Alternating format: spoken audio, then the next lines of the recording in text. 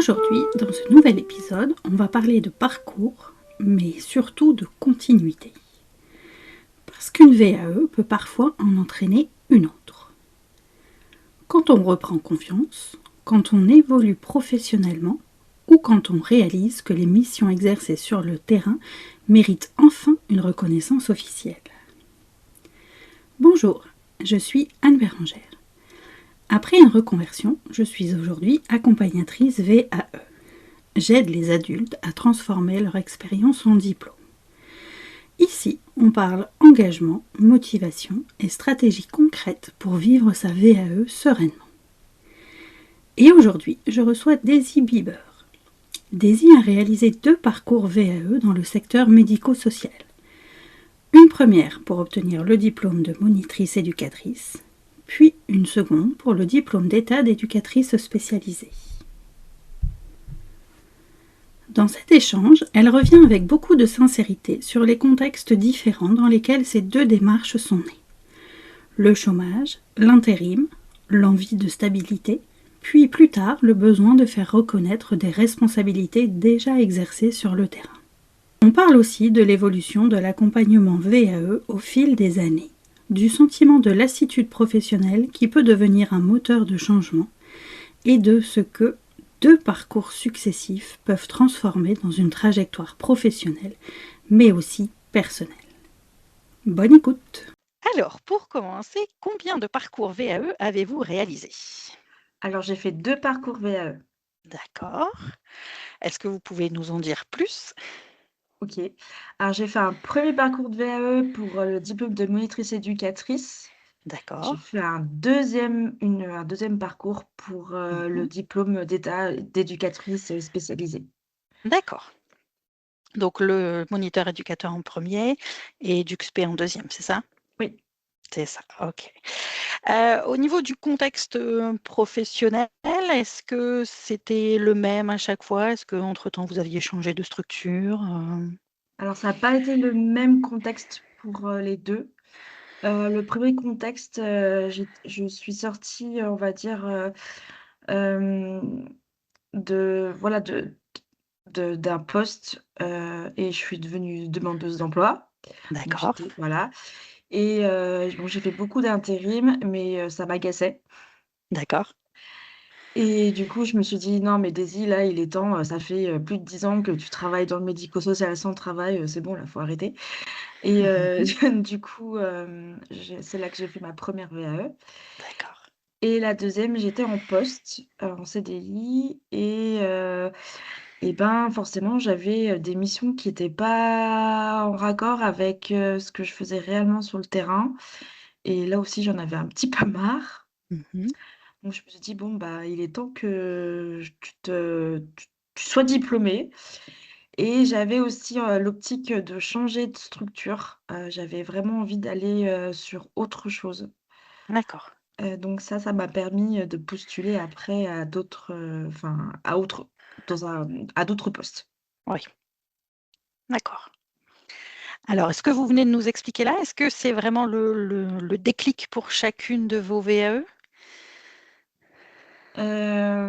Bah, le déclic, ça a été plutôt la première fois Mmh. où j'étais un peu lassée et dans l'inconfort Oui, et finalement la deuxième ça a été, la continuité de mmh. mon parcours de qualification finalement. D'accord, OK. Alors dans vos 2 parcours, est-ce que vous avez été accompagnée, 1 fois, 2 fois? Dites-nous plus. OK, alors la première fois, bah, en fait le marché de l'accompagnement VAE en fait à l'époque, il était pas encore développé comme aujourd'hui. D'accord. J'ai regardé, enfin, j'ai fait des premières, enfin, j'ai fait des premières informations Greta, à l'époque, ça se passait comme ça. Mmh. Mais, j'ai pas été convaincue D'accord. et donc je me suis un peu lancée dans la VAE toute seule. OK. Mais j'ai été, on va dire, accompagnée partiellement avec, une relecture OK. de mon travail et une orientation un petit peu sur les premières situations, que j'ai pu développer dans voilà, pour cette première VAE de moniteur éducateur. Mmh. La 2e, j'ai eu la chance d'arriver dans le petit moment où, l'État a financé, Oui, les VAE. Donc, d'accord. là, j'ai pu avoir un accompagnement complet OK. et ça m'a été, ça m'a été salutaire. Ah oui. Alors justement, qu'est-ce que cet accompagnement a changé, par rapport à votre premier parcours? Déjà, ça a pu, encadrer au niveau du rythme. À Mmh. l'époque, on avait, ça a été un parcours sur 9 mois. C'est assez court, hein, pour une VAE, Mmh. c'est du sport. Oui, Donc voilà, ça a pu m'encadrer là-dessus parce que la première finalement, j'ai mis, je crois de 2 ans, à la faire. d'accord. Où, j'ai reposé mon écrit, enfin bref, je j'étais pas très convaincue. Mais en tout cas, cet accompagnement sur la deuxième, ça a vraiment pu voilà, m'aider là-dedans, et puis me soutenir sur le plan méthodologique, bien que j'avais déjà acquis, des compétences, sur, l'écriture, enfin réflexive et puis, en tout cas sur l'écriture, qu'on doit, avoir en VAE, donc ça a été plutôt simple. D'accord. Alors on va, essayer de comparer, si vous voulez bien, justement ces 2 VAE. Au niveau de votre engagement dans la VAE, comment vous compareriez vos 2 parcours? Le 1er, ça a été un petit peu, ouais, advienne qui pourra. Je savais pas trop dans quoi je me lançais et à l'époque, il y avait pas grand-chose, comme je vous disais, sur la VAE, donc je me suis aidée de ce que j'ai pu trouver sur les réseaux, les groupes d'entraide, et il y avait encore à l'époque un un écrit, sur la VAE du travail social, mais c'était pour le diplôme d'EduxP. Il y avait rien pour moniteur éducateur, enfin, donc c'était un peu, je me lançais vraiment dans l'inconnu Mmh. et la deuxième, ben, on va dire, j'étais plutôt dans une dynamique, «Allez, là, il faut que tu te qualifies, il faut y aller», il y avait des enjeux quand même professionnels importants. Donc, ouais, j'avais c'est pas que j'avais la pression, mais, j'ai dit: «Allez, ça va vraiment pouvoir te sortir, de ta situation qui était inconfortable au niveau du travail et d'aller vers autre chose». Mmh. OK. Et au niveau de, de la gestion, parce qu'on sait qu'un parcours, ça entraîne forcément des moments où on doute de soi. Mmh. Au niveau de la gestion de ces moments de doute, le fait d'être accompagné ou pas, je suppose que ça a changé pas mal de choses?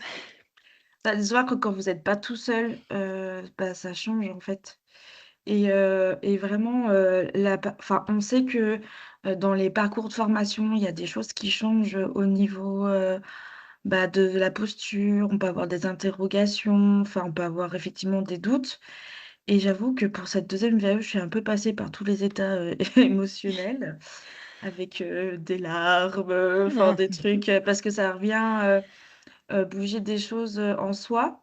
Mmh. Pas des choses c'est pas négatif, mais en Oui. tout cas, on va vraiment chercher, quel professionnel on est et quelles valeurs on veut défendre et du coup, voilà, il y a vraiment, quelque chose qui se passe Mmh. et là, mon accompagnatrice, elle a vraiment su m'accompagner là-dessus, finalement et je me remercie, parce qu'aujourd'hui, j'ai vraiment assis, tout ce que tout ce que j'avais développé et je suis dans ma pratique aujourd'hui, je suis, «intraitable» entre guillemets, Mmh. ou dire il y a des limites, il y a des choses que c'est enfin, on fait pas l'impasse là-dessus, quoi. Donc ça a Oui, vraiment permis de m'affirmer. d'accord. OK. Est-ce que vous diriez aussi dans la qualité de votre dossier que l'accompagnement a changé des choses? Ah oui, alors là, pour le coup, le diplôme d'EduxP, c'est comme un niveau licence. Mmh. C'est donc bon, j'ai fait des études, j'ai un bac, je suis allée à l'université, mais on sait très bien que quand on présente, voilà un diplôme niveau licence et la qualité d'écriture, elle doit être au rendez-vous. C'est pas comme le diplôme de moniteur éducateur où finalement c'est niveau bac, donc bon, c'est voilà. Mais en tout cas, ça a pu, ça en tout cas, ça m'a ça m'a aidée à pas me disperser, en fait. Je suis quelqu'un j'ai une approche très réflexive du travail social. J'ai toujours eu, mais c'est vrai que je peux vite me perdre et du coup, elle a vraiment su, me cadrer là-dessus. Oui. Et puis aussi, me donner confiance, en cette démarche-là, finalement. Parce que c'est vrai que sur le terrain, on peut parfois ne pas trouver ça et ça peut être, ça peut être déstabilisant. Mais finalement, en VAE, en tout cas pour un diplôme, comme celui-là, on est quand même dans un truc académique, et puis universitaire donc bah, il faut y aller, quoi. Oui. OK. Et au niveau, préparation à l'oral, si on fait le point final de notre comparatif? Alors la première fois, je savais pas dans quoi je m'embarquais donc l'oral, ça a été un petit peu, je veux dire, au talent. Mais finalement, ça a quand même payé parce que, j'ai vraiment fait une présentation qui me ressemblait Oui. et à la deuxième présentation, bah, je voulais vraiment garder cet esprit-là et finalement, j'ai été assez libre, dans ma présentation, mais ça a pu me permettre quand même, l'accompagnement de faire un oral blanc, mais finalement les questions du jury, on ne sait pas à quoi s'attendre donc enfin et pour le coup, que ce soit la première ou la deuxième VAE, ben, j'ai vraiment eu des questions, très insolites. Mais je pense que c'est du fait de mon parcours, mais bon, c'est pas grave. Alors par pure curiosité, quelles est les questions insolites, si vous vous en souvenez, Ouais, qu'on vous a alors posées? je me souviens la première. Donc j'ai une expérience dans l'éducation populaire en tant Mmh. qu'administratrice, d'un centre, social et la première question du jury, ça a été donc pour la VAE, moniteur éducateur, en quoi, l'éducation populaire, vous a apporté des choses, dans votre expérience de moniteur éducateur? Ah oui, bah, celle-ci, je l'avais pas vu venir parce que du coup, j'ai pas du tout écrit là-dessus. Ah, enfin, il y avait quand même un fond quand même dans ma pratique, qui est très, inclusive et ouverte, là-dessus, mais ouais, je m'étais pas attendue à ça et puis la deuxième, ça a été vraiment une question, sur l'éthique et j'avais une situation, mais genre, j'avais pas du tout écrit là-dessus, en fait. Enfin, c'était vraiment un bout de réflexion dans l'analyse globale et j'ai été interrogée là-dessus et oui, oui, mais du coup, voilà, on peut pas vraiment pas du tout s'attendre à quoi, enfin, bah, qu'est-ce qu'on va devoir défendre? Enfin, et même les choses, on se dit: «On va être interrogé sur les situations», mais en fait, pas forcément. Ça peut être vraiment, tout peut arriver. D'accord. Alors, j'aimerais qu'on revienne, sur les moments de doute que, tout candidat à la VAE, traverse. Je suppose que vous en avez aussi rencontré dans vos 2 parcours. Mmh. Est-ce que vous pouvez un petit peu nous expliquer, est-ce qu'il y a des moments où vous vous êtes dit, «Ah non, mais là, je doute tellement que j'ai envie d'arrêter», ou ça restait juste, entre guillemets, un doute, à chaque fois? Et puis un petit peu quelles difficultés vous avez rencontrées? Comment vous avez fait pour, surmonter tout ça et aller jusqu'au bout? Alors la 1re, le doute, ça a été, bah, est-ce que mes situations, elles vont être légitimes? Parce que j'avais un contexte professionnel qui était pas du tout, ordinaire. D'accord. J'avais intervenu dans une association, d'aide à la personne, spécialisée dans le handicap. Donc valider un diplôme là-dessus, mais finalement, voilà, c'est ça qui m'a vraiment mis le doute et surtout j'avais eu, des personnes de l'école travailleur social qui me disaient: «Non mais vous faites pas le métier de moniteur éducateur», enfin, oh, bah, c'était vraiment compliqué. Mais je me suis pas laissée débobiner et j'étais convaincue de ce que je faisais donc je me suis dit: advienne que pourra. Et Oui, finalement, j'avais rien à perdre parce que la VAE, ça reste une démarche. Bon, aujourd'hui, on sait que au niveau des financements, c'est un peu plus compliqué, mais on peut faire une VAE toute seule, enfin, finalement. Donc, j'avais vraiment rien à perdre. Et pour la deuxième, ce qui a été compliqué au niveau du doute, ça a été, à l'époque, je travaillais en structure donc d'hébergement et de réinsertion et finalement, j'avais des missions qui débordaient sur plus, le référentiel d'assistante sociale d'accord, et là, finalement, la posture éducative en CHRS et ben, il y a peu d'écrits là-dessus. Et ça, voilà, ça m'a mis le doute. mmh, Mais, j'étais convaincue encore une fois de ce que je faisais et j'y suis allée et je me suis jamais arrêtée en tout cas d'écrire, sur, la 2e VAE. Bien que des fois c'était dur de mettre à l'écrit parce que, ben, on se dit: «Vas-y, on se lance dans un truc», mais ça c'est ton travail, tu le défends. Même si tes chefs des fois ils voient pas ce que tu fais, tu t'en fous.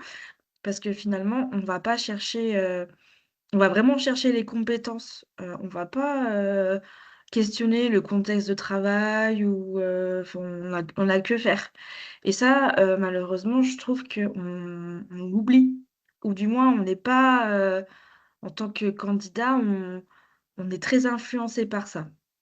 oui, d'accord.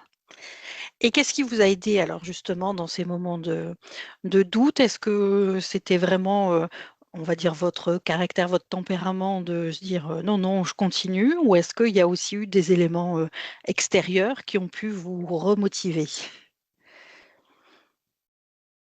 Alors, mon tempérament, je pense pas parce que je suis quelqu'un qui, enfin, on me dit toujours: «Ouais, Daisy, tu pas confiance en toi, machin, nin mais finalement, j'ai envie de dire, quand on fait 2 parcours VAE, j'ai envie de dire: «Bah si, la confiance en soi, elle est là». Donc voilà. Donc c'est ces voix-là, en fait, extérieures qu'il faut pas écouter et il Oui, faut vraiment s'écouter soi, même si c'est compliqué et après ce qui a été soutenant, ça a été, bah, ma famille, en fait. d'accord. Et puis, mais finalement, je trouve que ça a vraiment été une démarche, très, personnelle. Mmh. Ouais, voilà. OK. Et alors, est-ce que le fait d'avoir, déjà fait une première VAE, ça vous a aidé pour, cette deuxième VAE d'éducateur spécialisé à tenir dans le temps? Oui, bah, oui, parce que, bah, quand on a acquis, l'écriture, et la compréhension du référentiel, ce qui est, la clé, en fait, dans un parcours de VAE, bah, ça vous fait, ça vous a, fait la moitié du travail, si ce n'est les 3/4 du travail. En tout cas, ça a été très, très très aidant et je me souviens, d'une réflexion en jury de VAE que j'avais eue, la première fois, qui m'avait expliqué qu'on voyait pas assez la professionnelle et les gestes professionnels et ça, c'est quelque chose qui m'a marquée et du coup, dans le dans mon deuxième écrit, je pense que j'ai pas hésité, en tout cas, à montrer ce que je savais faire Oui. et pour le coup, ça a été, payant, pour l'oral. Mmh. Ouais. Alors si on compare un peu, les 2 parcours VAE, vous quels sont les points communs entre ces 2 parcours? Bah, les points communs, finalement, ça a été surtout sur, bah, les DC le DC1, par exemple, où, bah, on va parler de la relation éducative et finalement, dans le travail de moniteur éducateur, il y a des choses similaires qu'on retrouve, sur le diplôme d'EduxP. Finalement, EduxP, ça a été un approfondissement, de toutes les premières compétences que j'avais pu développer et du coup, je me suis quand même alors pas v inspirée de ma première VAE, mais il y a des choses, en tout cas sur, le positionnement et les champs théoriques que j'ai repris, dans ma deuxième VAE. Enfin des bases, par exemple, je sais pas, dans la relation d'aide, enfin et voilà, il y a des incontournables comme Rogers, bah, j'y suis allée à fond dans la deuxième quoi. Oui. D'accord. Et au niveau, de l'oral aussi, est-ce que vous diriez qu'il y avait des similitudes entre vos 2 oraux? Oui, il y avait des similitudes parce que j'ai vraiment apporté, comme en fait, quand on dépose le dossier, il y a toujours un temps, de digestion et un temps où il y a des choses qui se passent au travail, où, il y a des nouvelles réflexions qui, arrivent et pour le coup, pour ma première re VAE j'avais, fait mon oral là-dessus et bah, pour la seconde, bah, ça a été pareil finalement et je trouve que ça a assez plu au jury. Oui. De voir l'évolution finalement Mmh, entre, le dépôt de l'écrit et le jour, de l'oral, c'est ça? oui, mmh. OK, d'accord. Et alors maintenant au niveau des différences, quelles grandes différences vous avez pu voir entre vos 2 parcours? Heu, le volume. Oui, Oui, alors j'avais déjà fait un dossier assez conséquent pour le diplôme de métier éducateur, mais pour, celui-là d'EduxP, ça a été, vraiment, je dis pas que c'était un mémoire, quoique si, c'est un mémoire de travail finalement. Donc ouais, il faut le rappeler parce que des fois, enfin, on se dit, mais si, c'est un mémoire de travail, donc c'est ouais, pas rien. Et donc, le dossier, de mon deuxième dossier était, je crois, avec annexe compris, j'avais plus de 200 pages. Enfin, c'était d'accord. vraiment un gros morceau Oui, et donc j'étais assez fière de ça quand même, ah bien sûr. voilà et des fois, bah, j'aime bien, des fois, aller relire, ce que j'ai écrit Mmh. parce que, bah, mine de rien, bah, c'est ouais, c'est peu de personnes ne font ça finalement, Tout en à tant que fait. professionnel. Et la VE justement dans le travail social, elle permet vraiment de remettre de la réflexion dans le travail et ça se perd en tout cas aujourd'hui Mmh. et j'ai vu la différence, en tout cas la différence de posture que j'ai par rapport à des personnes qui ont fait, la formation, initiale. Bah, c'est que, quand on fait le chemin inverse, parce que Oui, finalement c'est le chemin inverse et ben, ça change complètement la posture et on apporte, des choses à l'équipe, complètement différentes. En tout cas, moi on me surnomme Madame Clinique d'accord. parce que, ben, en tout cas dans les situations, j'arrive à avoir un pas de côté où, je vois le professionnel de ce qui est fait et les gestes professionnels qui pourraient être faits autrement ou, en tout cas, cette, méthodologie finalement de travail, où on met, le terrain d'abord et la théorie après et ben, elle est pas si mal. D'accord. Donc aujourd'hui, en tant que professionnelle éducatrice spécialisée diplômée, ce parcours VAE vous a quelque part aidé aussi à grandir, professionnellement, on peut dire? Oui. Alors grandir et puis, affirmer en fait, on a souvent quand on travaille et qu'on n'est pas diplômé, un peu le syndrome de l'imposteur là Mmh, et bah, forcément, comparé à un éduc, diplômé, enfin il y a des choses qui se passent et pour le coup, ça a permis de légitimer, ma pratique, bien que, enfin ça l'a pas changée finalement parce ouais, qu'elle a toujours été la même.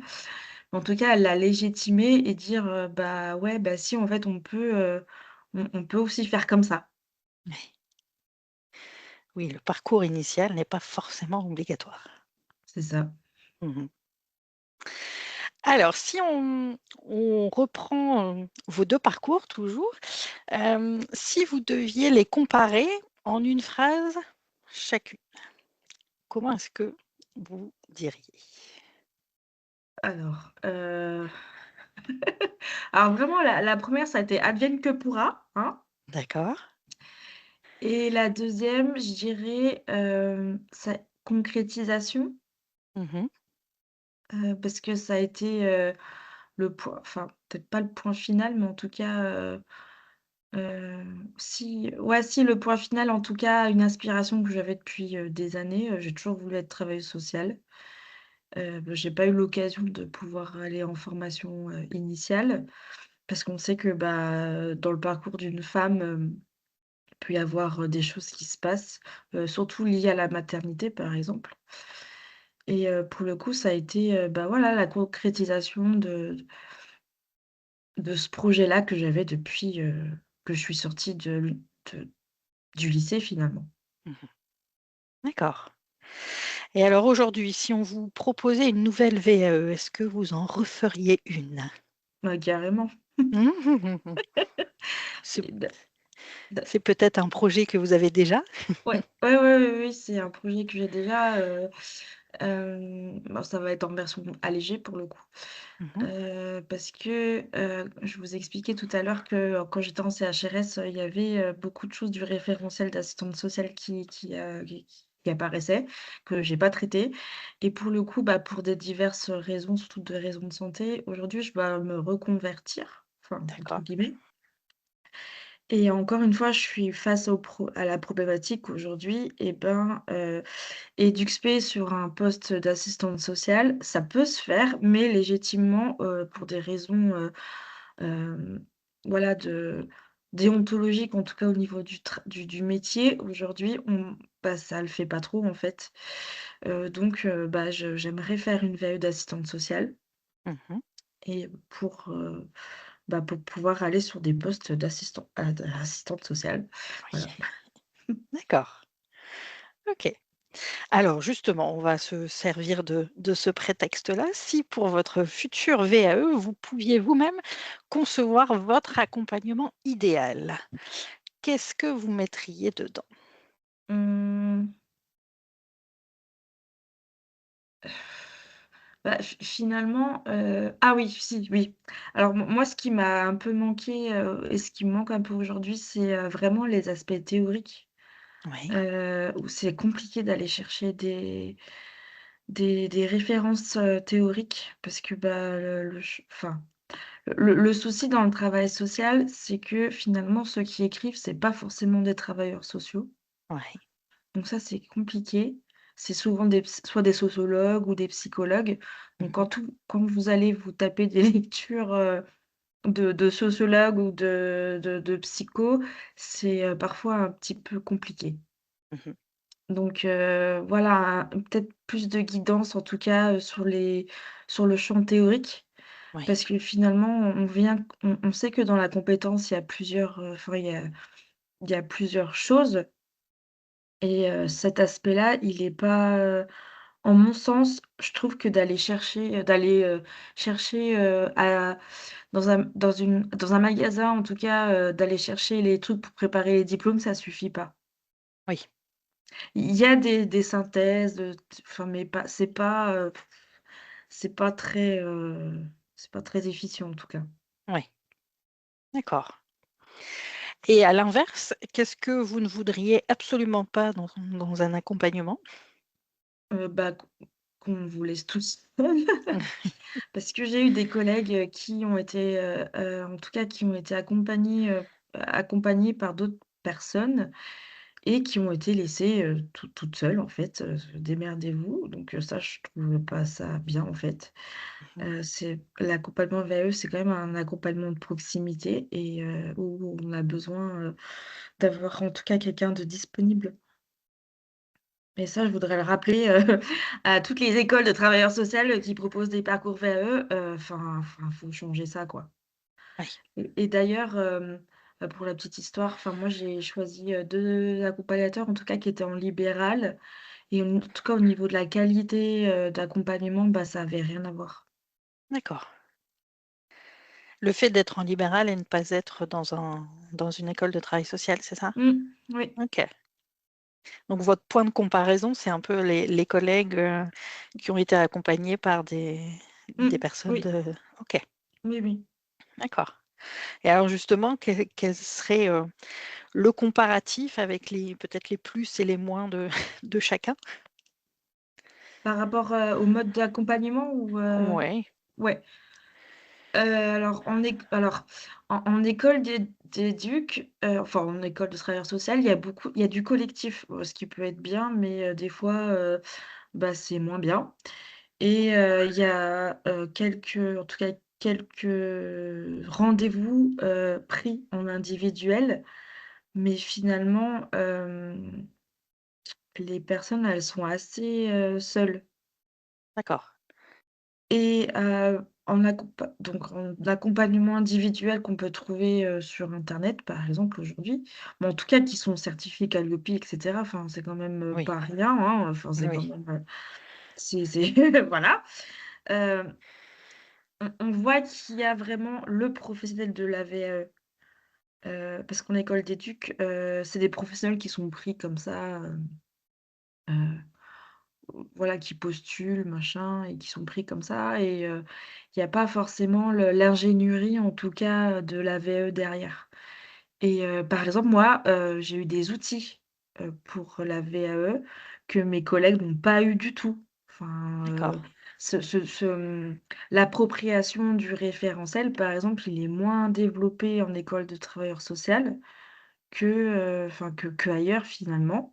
Parce qu'ils ont même pas un tableau où, il y a par exemple quand on construit les situations, on reprend, toutes les indicateurs de compétences et on met derrière des choses qui nous fait penser, à. Et bah, ce Mmh. travail-là, il est même pas fait. Donc pour moi, c'est problématique parce que finalement ça, c'est 3/4 du travail. Oui. Oui, c'est Donc c'est sûr un que l'appui sur le référentiel est indispensable, oui. donc c'est un peu ce que je reproche, ce que je peux reprocher en tout cas, aux trucs plus académiques, en tout cas Oui. aux accompagnements plus académiques et d'ailleurs, à l'époque, il y a enfin, ça se fait je pense toujours encore, il y avait les Gr le Greta qui accompagnait. J'ai des amis qui étaient aussi là-dessus et bah, pareil, enfin alors, je dis pas qu'il faut, quelqu'un de si, il faut comme enfin, un travailleur social qui s'y connaît en VAE, c'est quand même mieux qu'une personne qui s'y connaît en VAE et qui s'y connaît pas, en tout cas, dans le travail social. Enfin, il faut les 2, c'est indispensable. Mmh. Donc, ouais, c'est quand même mieux. D'ailleurs, c'est ce qui m'a aidée, enfin, finalement. Oui, d'accord. Et alors en petits mots de la fin, si vous deviez résumer, cette fois-ci en un seul mot, chacun de vos 2 parcours, qu'est-ce que vous diriez pour le premier? Hem, je réfléchis. Oui. Pour le premier, bah, ça a été, inconnu. Ouais, Et pour le deuxième, je dirais, ça a été, la clarté. d'accord. Ce sont 2 très beaux mots pour illustrer, votre parcours. Mmh. Eh bien, un grand merci pour votre participation. Et ben, mais c'était avec plaisir. Ce que je retiens particulièrement de cet échange avec Daisy, c'est cette idée que la VAE n'arrive pas toujours dans des périodes confortables. Parfois, elle naît justement d'un inconfort professionnel, d'un besoin de reconnaissance ou d'un moment où l'on sent qu'il est temps d'avancer autrement. Et puis, il y a aussi quelque chose de très intéressant dans son parcours. Cette deuxième VAE n'était pas un recommencement, c'était une continuité, une manière de poursuivre une évolution déjà engagée. Comme souvent dans ces témoignages, on entend aussi à quel point les conditions d'accompagnement peuvent changer l'expérience vécue du parcours. Si cet épisode vous a parlé, si vous avez vous-même vécu une ou plusieurs VAE, ou si vous aimeriez témoigner dans une prochaine émission, vous pouvez me contacter via le lien en description. Et bien sûr, vous pouvez également partager ce podcast, laisser un commentaire ou proposer des thèmes pour les prochains épisodes. Merci pour votre écoute. La VAE, c'est parfois commencer par chercher sa place, avant de finir par reconnaître sa propre valeur.